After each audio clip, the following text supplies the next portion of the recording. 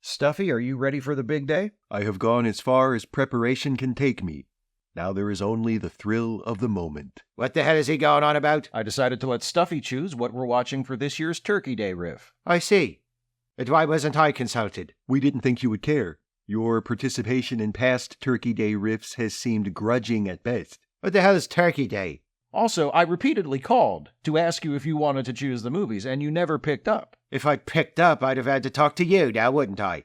He's got you dead to rights there. Well, anyway, what have you selected, Stuffy, for us to watch and make fun of for this, our annual Thanksgiving tribute to Mystery Science Theater 3000? I've decided to structure this year's Turkey Day riff much like a Thanksgiving meal.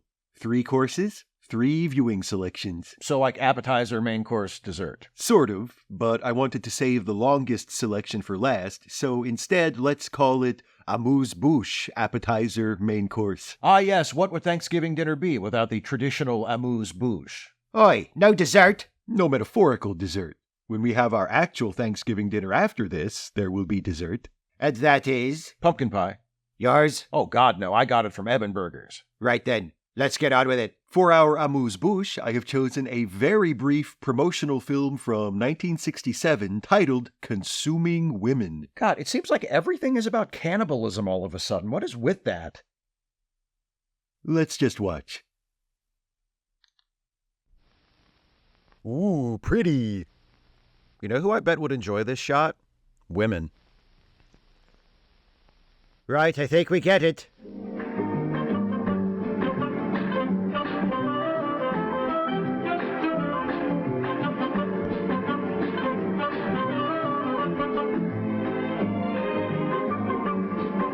Well, she's pleased with herself. I find her confidence captivating and intoxicating. Hey, whoa, lady, watch where you're... Excuse you? This is an interesting shot. It's like anti-cinema. Here's what I've got to show you. Nothing. Here she is. She is single and fun-loving. She's the all-new 1967 Elaine Bennis.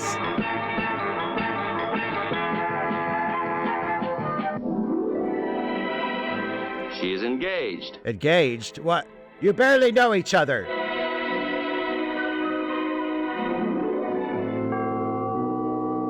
She is newly married.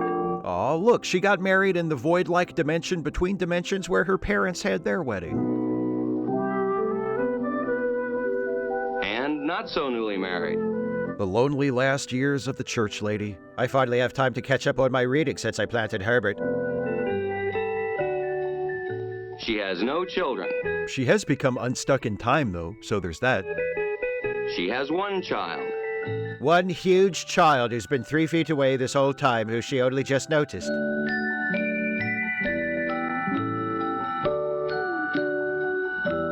To recap, she has 1 child. She has many children. So it's an ad for birth control? That's what this is? She even has grandchildren. Oh, come on now. How can you have children and grandchildren? She may be exclusively a homemaker. I love her minimalist kitchen. Or she may hold a part-time job. That she sucks at.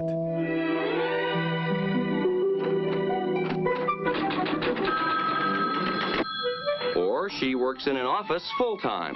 Stay at home in the kitchen, type in part-time, or type in and answer in the phone full-time. These are her only options.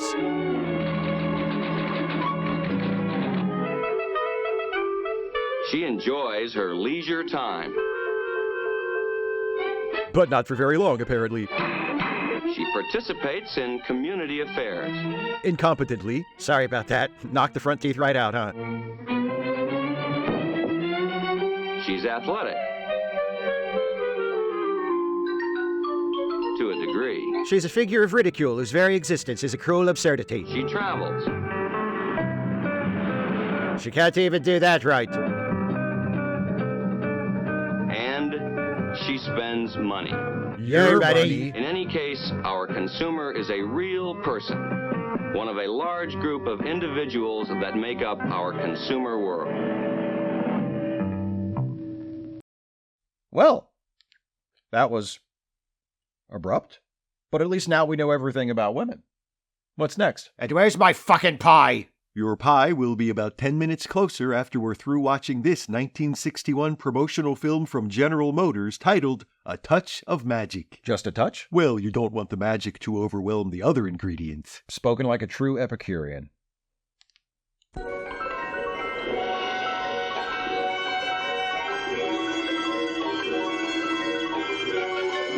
So that's what that stands for. And you always made fun of me for saying ATM machine. And I always will. Why is the entrance barred? I guess Godzilla had to finally get a job. What secret do they guard? What are they designing in there? Women? Magic, magic motorama. Magic motorama.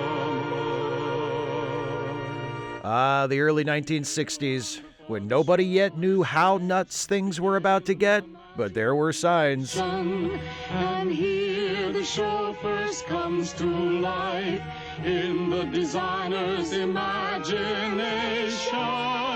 I'm starting to see what those no admittance signs were about. Oh my, it's great to be alive. Let's have some fun before the crowds arrive. Let's pretend we're living the magic of the past. Cool, man, cool, but we'll have to work fast. So this is the America Republicans want to return to? We won't go back. Turn back the clock. Or maybe we will go back. Shows what the hell I know. Days of golden chivalry when ladies... Is it just me, or is the mythology of this thing becoming incomprehensible already? These are paper dolls the designer brought to life with his imagination. So is all of this happening in the designer's imagination too? Or have the imaginary people somehow acquired both free will and power over time and space? And is this set in the same world as Design for Dreaming? Or is it a totally separate continuity? Could there be a Motorama multiverse? How much longer until I get my fucking pie?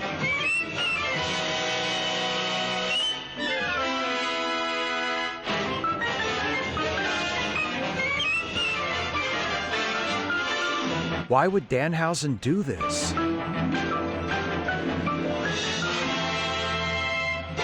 Quick, find someone in a shitty King Kong costume.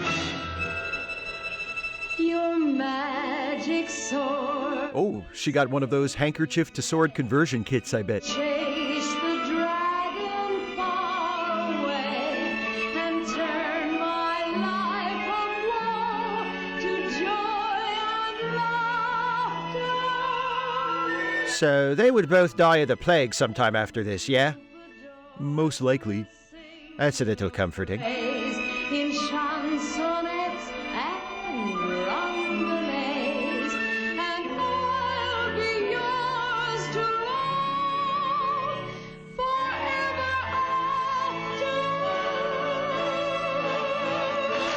after. Are all these people in the designer's imagination too? They must be, or else how could they have sat through that just now? Gentlemen, The magic of the past doesn't last. what we want to see Is the magic of the present. This must be the motor car portion of Motorama. This Motorama took longer to get to the cars than the first Hulk movie takes to get to the Hulk. 1961 Chevrolet. Still the best Hulk movie, though. This car practically drives itself. Wanna try it? I'd love to. How's that for magic? Smooth, man, smooth. The 1961 Chevrolet. The car so simple, even a woman can drive it. The 1961 Pontiac. Yay!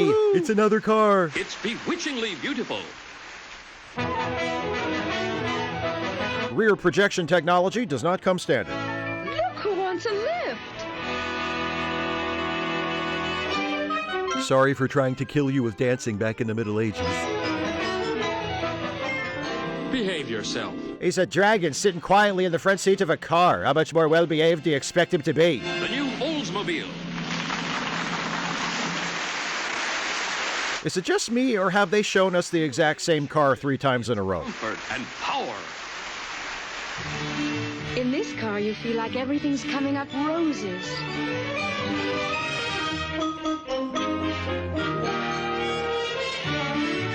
Oh, look, the card is a citation for reckless driving. The Buick for 1961.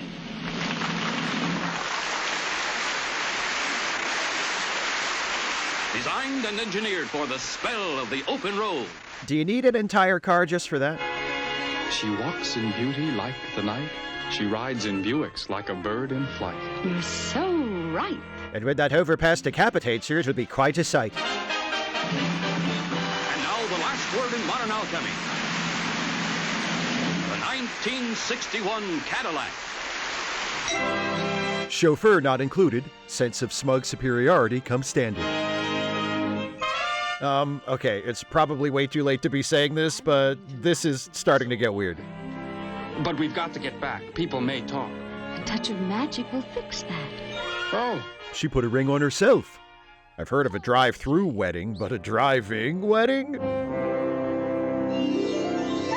This dream house you and I will share was planned for us by Frigidaire. Our marriage was so fast and slick, but I'll divorce you just as quick. Aladdin's lamp has had its day. This modern magic is Here to stay. Oh, let's have a housewarming. A housewarming, that's where you demand that your friends buy you stuff to furnish your home with, but you disguise it as a party. You think this is how this guy imagined his honeymoon starting? 30 seconds ago, he wasn't imagining a honeymoon at all. Good point. Looks like somebody found some of Mommy's little helpers. My husband? Oh, he's in the kitchen having a manic episode.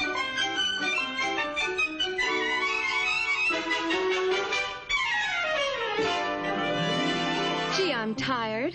The wife lies around on the couch while the husband does all the work around the house. Isn't that always the way? Here are the Smiths in a new Pontiac Tempest. What a dream house. What a dream automobile. Hi, kids. Get a load of my Oldsmobile F-85. So, are they hallucinating the cars, but not the people in the cars? Or are they just hallucinating all of this? Or are we hallucinating it? Buick Special. Just bought it. How smart. Smartest thing he ever did. Well, everybody is here now.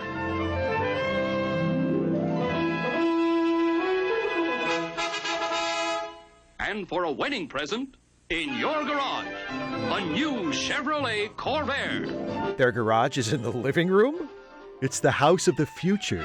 Housewarming, lovely house and fine design. Housewarming. Oh, the food is so divine. No thanks, I'm on a diet. Can't eat a thing tonight. Oi, to hell with this. I'll not sit here and watch bloody ghosts get to eat while I sit here starving to death. If you bastards can pull me off of that pumpkin pie before it's all gone, you can have what's left. Oh, bye, Jack. It's really our fault for not immediately giving him what he wanted. Well, Thanks. I'm the one who bought you the car, by the way. Drive safe. After the party is over and done with. Speaking of which, are we ever gonna bone? What a mess the place is in. That's when the cleanup blues begin. I don't buy this. They definitely seem like the kind of people who would magic themselves up an underpaid Hispanic housekeeper to do all the cleaning. And the dishwashing unit does all the rest. the glassware. For demonstration purposes only, do not actually attempt to load dishwasher from across the house while high on meth.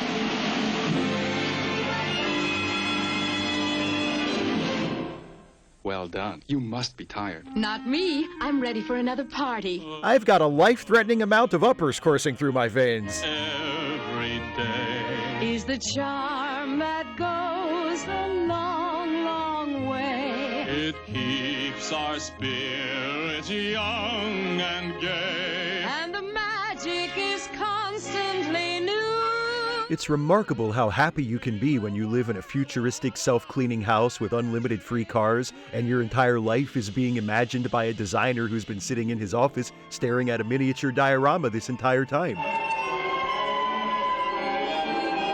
Oop, here comes Superman and Lois Lane from the other side. Excuse me, if I could just sneak by you real quick.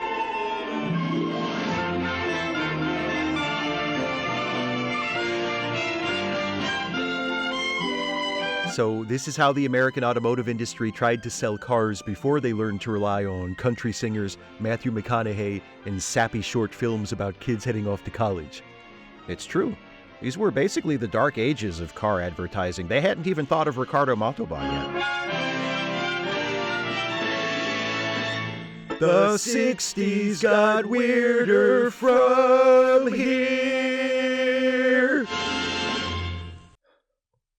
That was wacky and fun, but now I see a problem. Oh? Yeah, while Jack is in the kitchen taking all of our pumpkin pie for himself, we're one riffer short.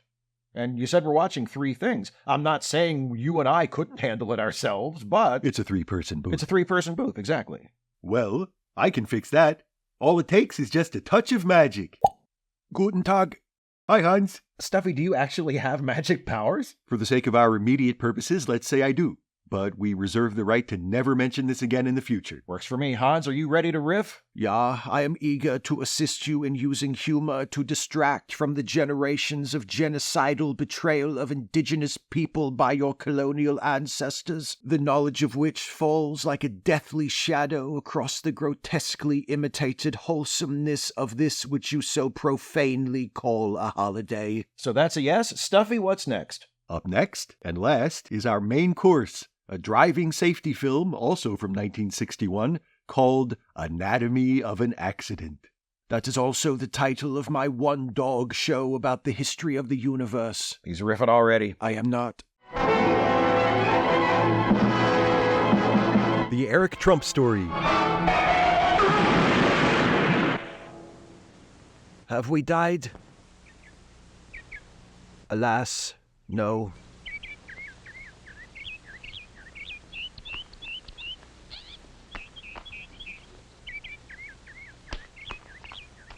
You know, if this was today, they'd probably be doing the same thing, only it would be part of a TikTok trend.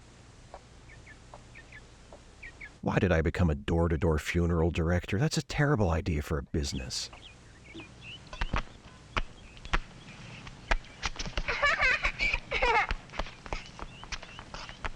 Look at those kids, carelessly playing while the angel of death looms right behind them. Kind of a metaphor for life, right, Hans? Or a metaphor for death. Can never have enough of those either.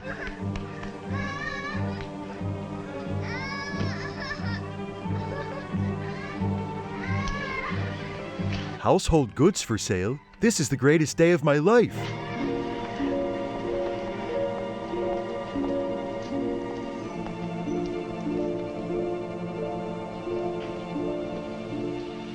Why do I have such a hard time making friends?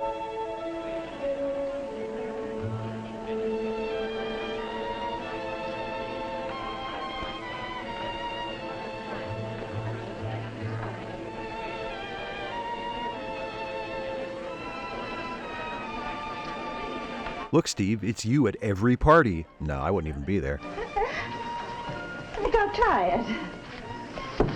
Oh, I'm so sorry. I apologize. The chair didn't mean it. It's just nervous around new people. How much is this? $50. What's going on here? I'll give you 30. Oh, but it cost 200. I'll give you 35. And I'll carry it out of here myself. You can't sell my chair. You can't chair cuck me like this. All right, 35. Will you at least let me dig the pretzels out of the cracks before they take it away? But this is robbery. Don't let him do this. Oh, I keep forgetting. She doesn't even know I'm here. Nobody does. And yet, it was only a few weeks ago, in this very room, it all started. So he's been dead this whole time, but he just forgot? He's obviously had a lot on his mind. John? Just painting a portrait of my beloved chair, dear. Oh, John. Yeah. This letter from Mother. She wants us to come up there this weekend. This weekend? Mm-hmm. She can't get the money she wants from Brubaker for the property. And she knows that you can. Well, did you tell her to kiss my ass and go straight to hell? Anyway, I hate to make that long extra trip now. I know, but Brubaker won't wait for 2 weeks. I want to play with it in the backyard. Well, I'm gonna play with it. Tom Avery, you give me that ball. Hey, Dad, catch. Watch it. Oh, you. Mommy, Kathy. I'm gonna phone Mother and tell her we're coming up there. All right. Hey, are we going to see Grandma? Yeah, looks like it. Goody, catch it. You two kids, get that ball out of here right now. Yes, sir. Come on, Tommy. Hey, we'll go play in the backyard. I hope the radon takes all of us soon. Oh, well, I know it's 250 miles. Each way. This would be my busiest time. We're installing phones in that new subdivision, and they all want service right away, if not sooner. So he's a telephone installer / cartoonist? Time, too. Why do you have to spend so much time on that? To make sure that our people know the value of safe driving. Hey, which reminds me, I've got to find a day soon where I can take my own driver refresher course.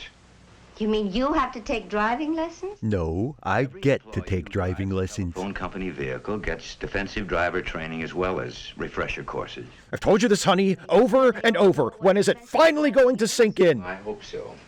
We try to impress upon them that a defensive driver is one who makes allowances for the lack of skill and a lack of knowledge on the part of the other fellow, who recognizes that he has no control over the unpredictable actions of another driver or of pedestrians or the condition of the roads or of the weather, and who therefore develops a defensive attitude toward those hazards. So he's a telephone installer / cartoonist / driving instructor?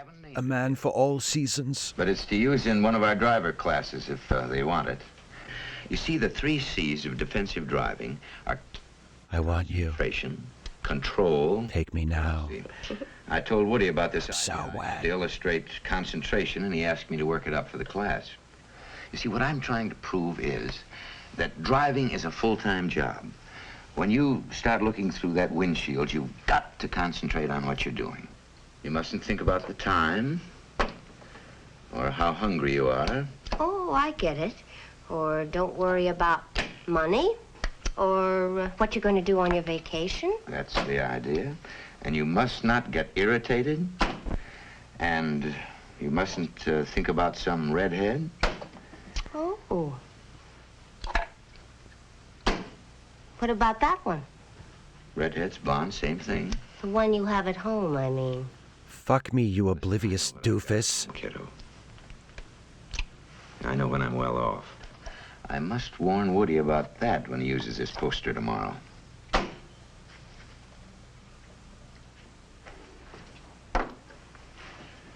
And that's a big one. Family problems, personal problems. You just can't be worrying about problems and concentrate on your driving at the same time. Yes, Ted? How are you going to help it? Everybody's got problems. Well, they can be job problems, too, like a storm knocking out a cable. Those are things that you're bound to think about. All right. I'll give you a problem to think about as a driver, and it's a real problem. You walk out to your vehicle and I'm standing there with a loaded shotgun and photographs of you having sexual intercourse with my wife. I still don't see what we can do about it. Well, we have to try. You any ideas, John? Well, I think we have to be realistic about it. No matter what we tell them, drivers are still going to think about other things besides driving.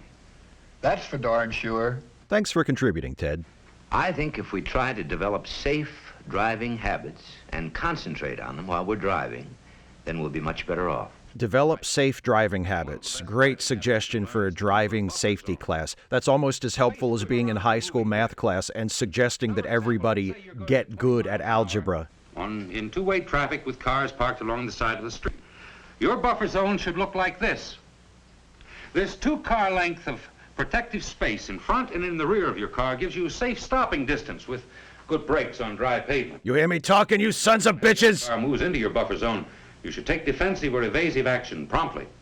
This one car length allowed for each 10 miles of your driving speed will provide you with seeing space. I never realized how central magnetic text was to mid-20th century adult education. Provide you with space to see ahead to a traffic light or something like a double parked car. You know, you can't see things like that if you're bumper chasing another car. It also provides you with thinking time. Those guys look like they have too much thinking time. And it provides action time so that you can come to a quick, sure stop or take whatever other action is necessary in order to avoid an accident. Remember, avoid an accident at all costs, even if you have to kill somebody on purpose. Slipping into any unsafe habits. All right, now let's set up a problem on the traffic board. Here we have a car going east and one of our installer trucks heading north. The intersection is unmarked. Neither way is a stop street. And remember, as always, once you get above 50 miles per hour, you can't stop without triggering the bomb under your seat. Denny? The car on the right always has the right of way. Rest of you agree with that? It's a trap. It's a trick. Disagree with it. Not if you're a defensive driver. Would you care to explain that? In a situation like this, when there's any question about so-called right-of-way, we have to remember that in our company, we always give the right-of-way, never take it. Yeah, these phone company geeks are such pushovers when it comes to right-of-way. They're nothing like those alpha males at Meals on Wheels. They take whatever they want. Driver, but instead of a company car, he's in his own car. Now, what difference does that make? None. No difference. Of course not. That's the big thing, if not the biggest thing, for those of us in the telephone company to remember. You know, we can be mighty proud of the fact that the Bell system has one of the most outstanding safety records and has had for a long time. Shouldn't the biggest thing for people in the telephone company to remember be something telephone related? I have a question, Chief. What is a telephone? Sees this Bell system sign on one of our cars or trucks. We want them to be able to say, there goes one of the most considerate drivers in town. But if the symbol is on the roof of the truck, how are other people going to see it? When we're off the job. Maybe if they're on top of one of those double-decker tour buses. In the company garage. And that's why the driver of this car, if he's doing what he's supposed to do, will be just as careful and just as courteous as when he's driving for the company. Now, when all of us do that, we won't be having 20 times as many injuries off the job as we have driving on the job. 20 times as many? That's right.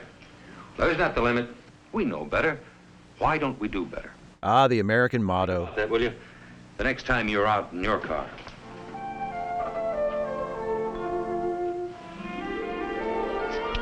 Poor dope, he doesn't realize he's trapped on that guy's magnetic board. Hey, ho, everybody! Duchess, your pumpkin coach awaits. Oh, Daddy, you mean Cinderella. I mean, get in there. Hurry up. Pet, all I'm going to take your smart mouth. 250 miles to drive in Saturday traffic. Where's Tommy? He's coming. Well, I guess he's at that age. Grandma want to hear me play my new bugle. I just bet you, but not on the way up. One toot in your roof. Yes, sir. Slide in there, son. Help check us out. That way, if anything goes wrong, it will be your fault. All right, try the lights. Now the brights. Now the directional lights. Okay, now see if the engine runs. Okay.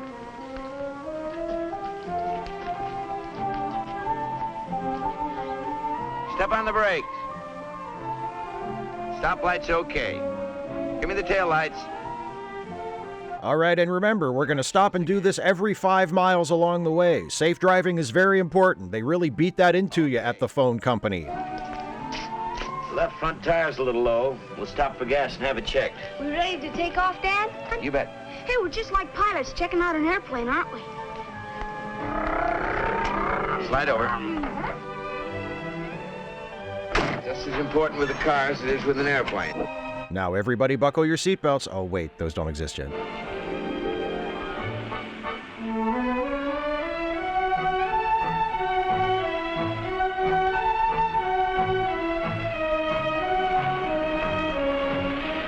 And they reached their destination safely and everyone was fine. The end. Where is everybody going? I often wonder, Look at that! Sunday drivers are really out today. They're always out. That's one of the things we learn in defensive driving. Other people drive. Not only have to watch out that we don't make any mistakes ourselves, but we have to look out for the other drivers, too. We have to protect ourselves and them, too, if we can. You see, son, safely driving a car basically makes me a superhero, like that newfangled Spider-Man in those funny books you read. Only I'm better because I don't hide my face from the world like a coward. Ones will be what, Dad? We'll be in an accident. 1 out of 7 of those cars will have an accident before the year's out. And that's according to statistics. In the next 5 years, every one of those drivers will be involved in an accident if he isn't extra careful. It's a shame this guy won't live long enough to give his kids the sex talk, because I bet he'd be really good at it. I don't want us to be one of them.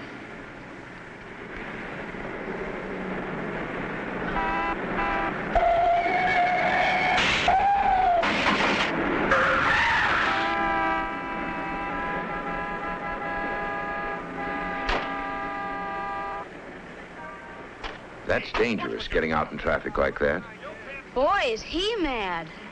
The guy behind us too close. You should always keep a buffer zone of space between you and the car ahead. Of course, that driver up ahead was badly at fault, too. They're not even out of town yet. This is going to be a long drive to Grandma's. A driver like that feels, after causing other people trouble and getting away scot-free himself. Pretty small, I bet. Yeah. Wonder what that one is thinking right now.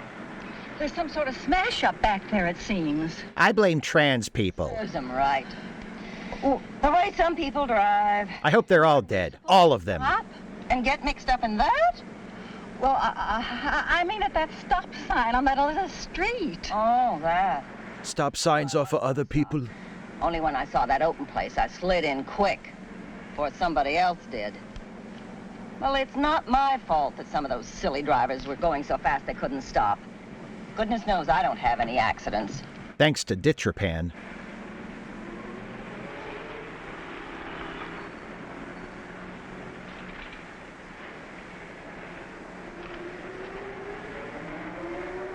That's got it, mister. Valve was leaking a little, but it's tight now. Thanks. Come on, son. Stop trying to rob that condom dispenser. Wow, a nickel. I can feed my family on this. Thanks a lot. I'm really glad they showed us the tire getting checked after setting it up earlier. I was worried they wouldn't, and I needed closure on that. I got a map so I can watch the road, Dad. Okay, Tommy, you be the co-pilot. Take on even more responsibility for the inevitable accident. Thanks, son.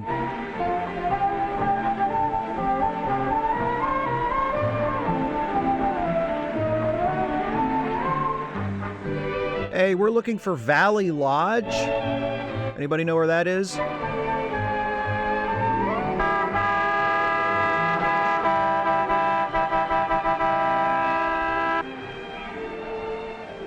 Don't tell me. What is it, dear?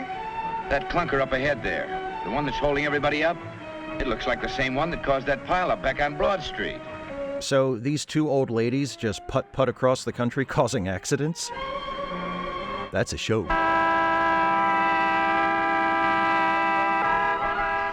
Did you ever hear so many horrid honkers? Oh, be quiet back there. I'm not going to drive any faster for anybody. How dare you expect me to take anyone else into consideration? Else? How fast are we going? We're only going 22. So what? We're in no hurry. It's free country. She said the thing. She said the thing.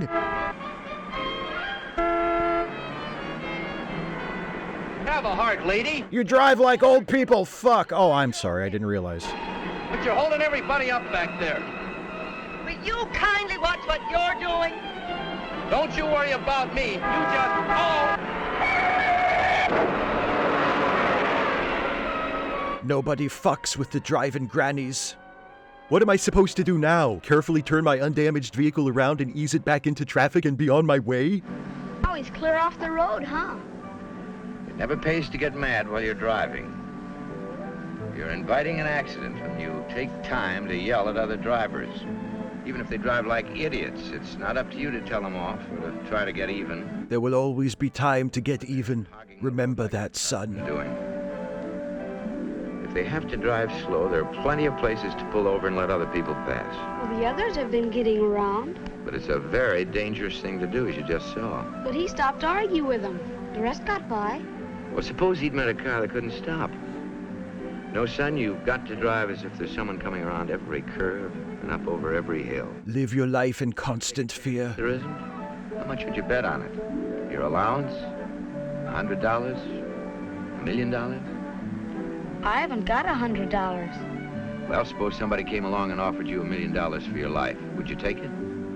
John, don't even talk like that. Do you mean I'll be dead? Yeah. I'd have to know what the exchange rate is like in the afterlife. All right, then. Your life is worth more than $1 million. So don't bet it on getting around one car in order to save a couple of minutes. Gamble isn't worth it. The stakes are too high for what you can possibly get out of it, aren't they? Gee.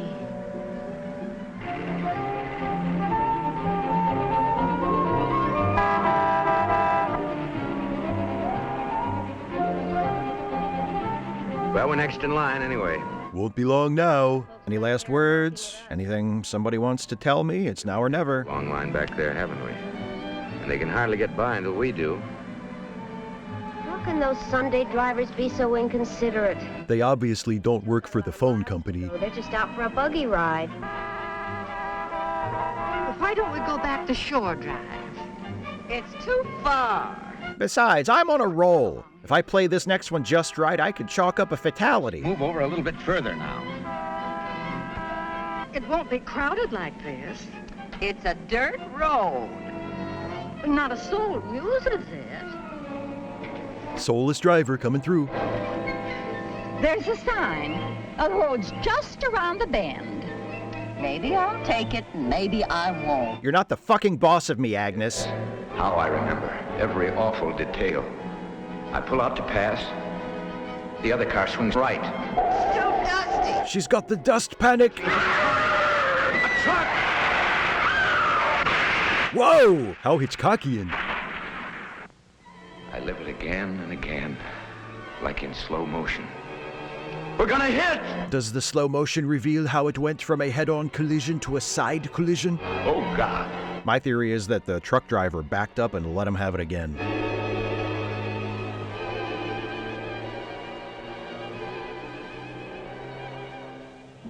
They found my lifeless body. They found my son crumpled and unconscious from hitting his head on the windshield. My wife and daughter left the scene immediately and got on with their lives. They seem much happier without me, which stings, but I get it. It wasn't my fault. At least this gets him out of having to visit his mother-in-law. Who's going to take care of my family? I'm the one who does that. And right now is when they need me the most. That's what fathers are for. Don't do that. Don't move that boy until the doctor comes. Where is the doctor? Has anyone sent for him? Kathy's doll. Poor Susie. But it's only a doll. Don't just stand there. Go to a phone. Call a doctor for Tommy. Don't finger the hole in the doll's face, you freak. There's Helen and Kathy. Thank God they're not hurt any worse than they are. But who's going to look out for them? That's the horrible thing about an accident. It doesn't just end here. Look at that car. Helen's never had to handle anything like this by herself. Now she's out here in the middle of nowhere. What's she going to do? She's all by herself, surrounded by other people, with emergency responders on the way. How will she survive? Well, I found out the home was breaking up. The home that had been the center of our world, our happy world, the four of us. And Helen, bless her heart, the sweetest person in the world, but not prepared to cope with things. Seems like only yesterday I was selling our household goods. Hey, Syrah, Syrah. Meeting Tommy's doctor bills. Hello. How are you, Miss Griswold? How's Tommy? Just about the same. I'm on my way over there right now. Well, he'll be better. I'm sure he will. Thank you. Goodbye. Goodbye. What a bitch. Poor thing. Her little boy's been in a coma for over a month. Oh, no. Never regained consciousness after the accident. Well, where is he now? Still in the hospital. Where do you think a person in a coma would be, Dolores? For Christ's sake.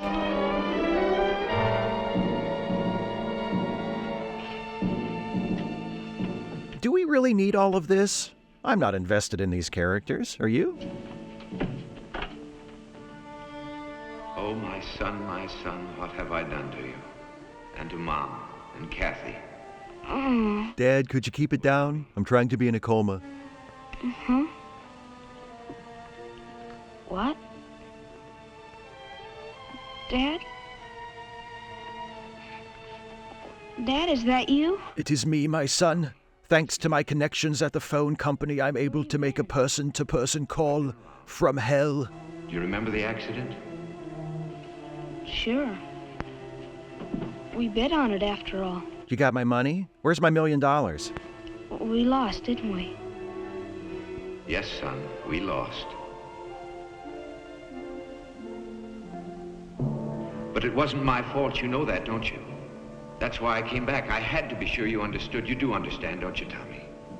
The other car was going so slow and the horns were honking behind us and I thought we could get around, but the other car swerved over and suddenly the truck was there. When you think of me, Tommy, remember me as a safe driver. I beg of you, son.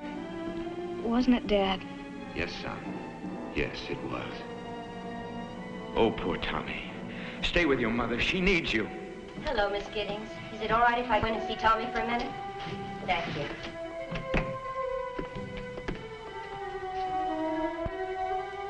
So dark in here. I guess it doesn't matter. The kid's a vegetable anyway.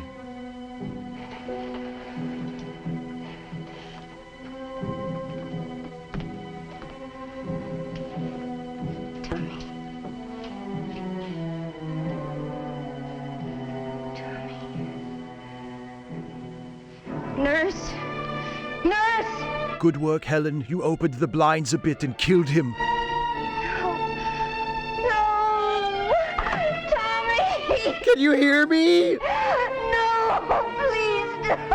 I'll get Dr. Bite. Oh, my darling, my poor darling, what have I done? What have I done? Oh, no, Tommy. No, don't. Please don't. In my baby. Please don't.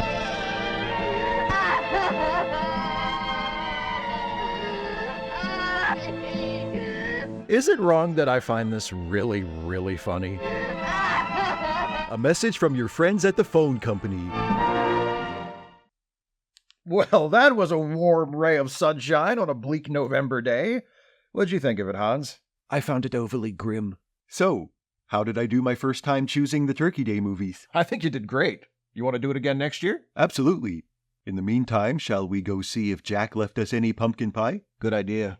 Maybe if we hurry, we Save can... yourselves the trouble. Jesus Christ! Have you completed housing the pie? I didn't touch a single piece of it, and I won't until we get the proper toppings.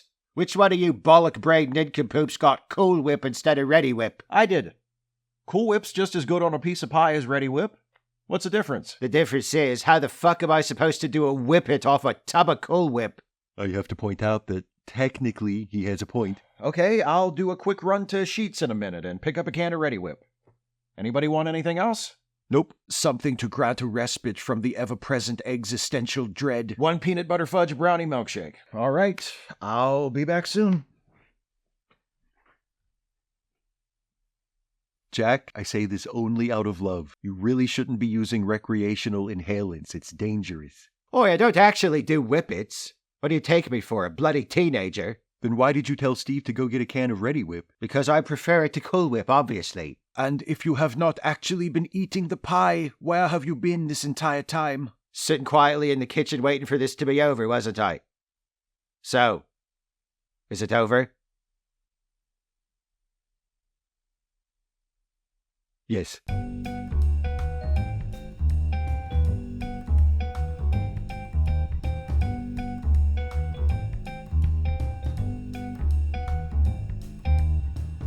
That's another Turkey Day video in the books. Thank you for watching. And now, here to talk to you about how you can help us out, it's the dog himself. Stuffy? Hi, everybody. We hope you enjoyed this year's Turkey Day video. If you did, please like the video, share it with your friends, and subscribe to this channel. And if you'd like to help us make more videos, you can do so by becoming a patron at patreon.com/Steve Shives, or by clicking the join button to become a channel member. So, do you have any ideas what you might pick for us to watch for next year's Turkey Day video? I have been pondering some possibilities. Like what? I can't say. That would be telling. Come on, man, you can tell me. Okay, I don't want to be a jerk about this. I'll give you a hint. Fair enough, but if I guess it, you have to tell me. Agreed. The hint is that next year's Turkey Day movie will be in the public domain. Well, that really narrows it down. Thanks a lot, Stuffy. I didn't say it was going to be a helpful hint. No, but you did say you weren't going to be a jerk about this. I said I didn't want to be a jerk about this. Ah!